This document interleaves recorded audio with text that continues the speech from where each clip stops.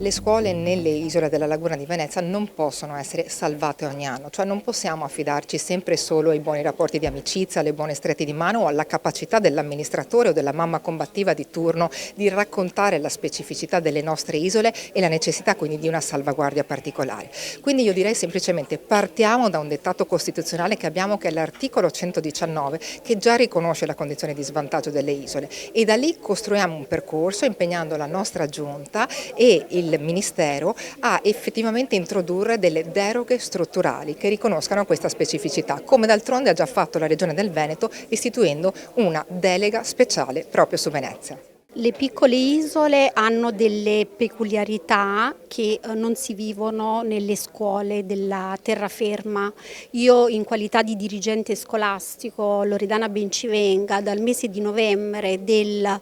2025 sono venuta a contatto con questa situazione in maniera molto concreta e reale, quindi la vivo quotidianamente, come diceva prima la dottoressa Besio, soprattutto nel momento della costituzione delle classi e degli organici,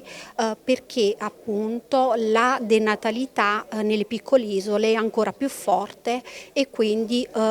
risulta molto difficile mantenere i numeri limiti imposti dalla normativa.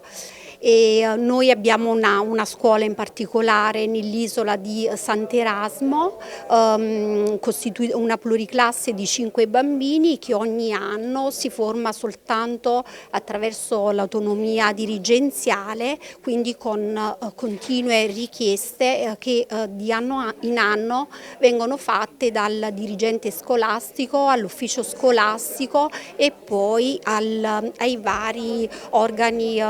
di competenza, nonché agli enti proprietari, perché appunto queste isole tengano vive le loro piccole scuole, anche se piccole, che costituiscono, diciamo, la spina dorsale della società, non rappresentano soltanto dei luoghi dove appunto si recano i bambini ogni giorno, ma rappresentano proprio quello che è il futuro della società.